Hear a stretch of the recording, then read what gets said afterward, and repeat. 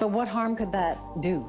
We have known now for more than 10 years that men who keep phones in their pocket have lowered sperm count, they have poorer sperm quality. Young women sometimes wear their phones in their bra. Correct. This is an MRI that was shared with us by our colleague, Dr. John West, of a 21-year-old. These are tumors in her breast, the hot spot right here, right under where the phone was kept. But how do you know that could be caused by a cell phone? We don't know, but what we know is this. It's extraordinarily unusual for a young woman to have one breast cancer, to have 2, 3, or 4, and they all develop as separate tumors under the antenna of the phone. That's beyond coincidence. A link between breast cancer and phones hasn't been proven. But for Davis, case reports like this are worrisome. We think this is enough of a concern that we're telling people, please be aware of this. This is why she argues phones should be tested the way we wear them. So what happens when they are?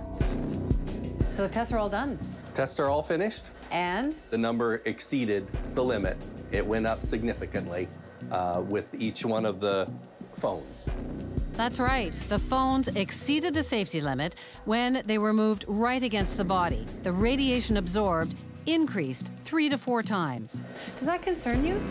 No, primarily because this is a worst case test to where everything is at max power, maximum worst condition.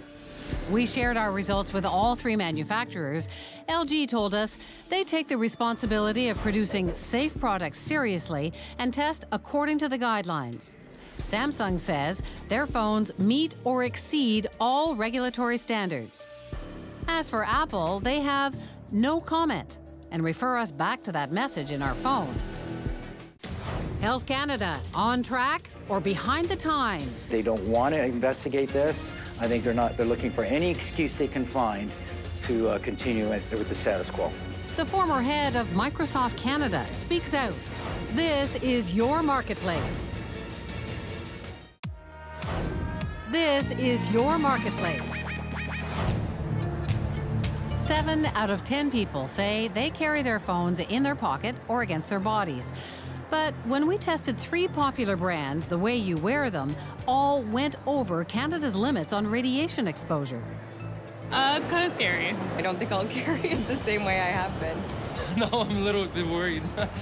He may be worried, but Health Canada says it's not, because their safety limits include a wide safety margin to ensure radiation exposure stays far below the threshold of harm. They're saying that the testing is so safe that there's no way that we could be at harm. The system is out of date. It's testing something that's not relevant to how we use phones or to the ways that we know phones can affect our health. Just keep it 15 millimeters away from your body. Canadian groups have been urging Health Canada to reassess those safety limits too, since science now shows possible harm below the level that phones are tested for. We're stuck in this quagmire of believing this science that's decades old. Frank Clegg's the former president of Microsoft Canada. Now, he heads a group advocating for safer use of technology. There are dozens and dozens of studies that we've presented to Health Canada that show harm at levels below Canada's guidelines. He thought they were making headway when a couple of years ago, the government agreed to review the issue. Over 200 studies were submitted by Clegg's group, research on humans and animals, suggesting potential harm, everything from behavior changes to DNA damage and sperm abnormalities, all at radiation levels below what phones are tested for.